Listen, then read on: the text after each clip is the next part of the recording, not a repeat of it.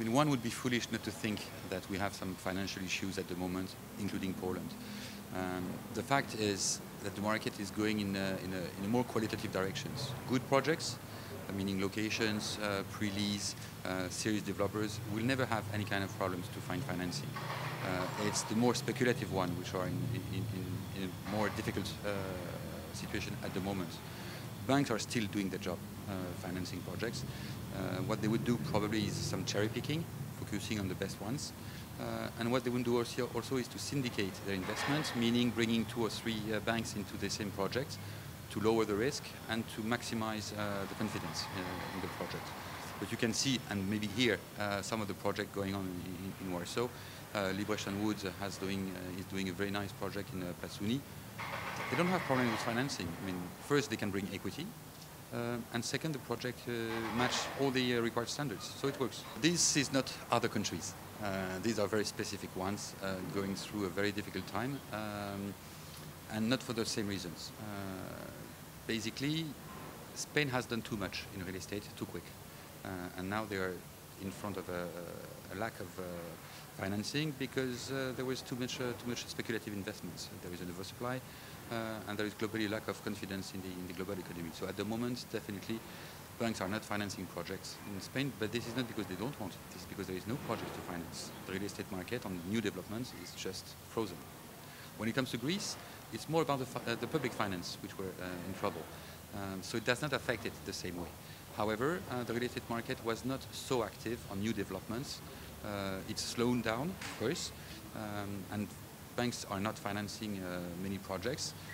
But you could find here and there some key ones, but they will be even more selective than they are in any other markets, of course. And you will see only local banks financing. No foreign banks will go into Greece at the moment.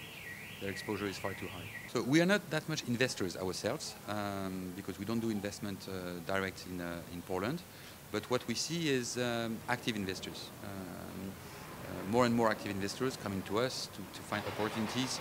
And we don't see speculative investors the way we would have seen them 5 or 6 years ago, when they were seeing Poland as an emerging market. Now Poland is seen as a mature market with less risk than the rest of the Central and Eastern region, but more return on investment than Western Europe. So it's a good compromise with a better return and a lower risk taking. So they are active. The problem is, would they find enough projects to buy or to invest in at the moment? And there is probably more lack of exciting projects more than an oversupply. And we'll probably keep on overperforming compared to Western Europe, unless Germany starts to suffer from the global economic crisis, because Poland is very much relying on subcontracting to German industries, and if we see a slowdown in Germany, it will impact production here in Poland. However, Poland has done a very good use of the EU subsidies.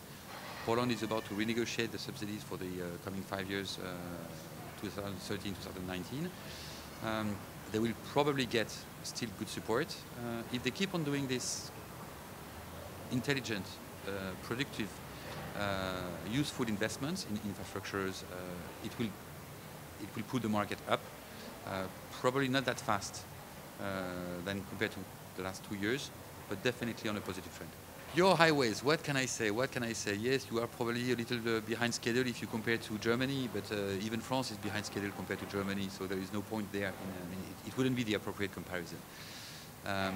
Now I know, as a French, that I can drive from Warsaw to Paris, highways all the way long, except maybe a few kilometers around Poznan, which will be sorted out in the near future. So it has improved drastically. Yes, of course, it needs more. But it will come. I mean, it takes time. And one should keep in mind that Poland has been doing in 20 years what France has hardly done in 1 century. So don't be so much in a rush. I mean, things take time to come. I know that in 21st century, people are, speed-centric. Internet, mobile phone, highways, speed trains, whatever you name it. Remember that you are at the beginning of an era, of a modern era here in Poland, just for 20 years, which is what happened end of 19th century in the UK with the first trains. So don't expect it to happen so quick. Give time to time, and you will get it.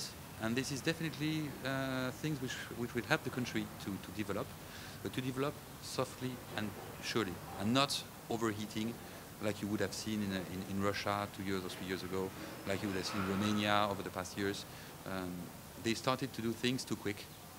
Even Spain has done real estate developments too quick, too big, and they are suffering at the moment. You're on a more rational pace.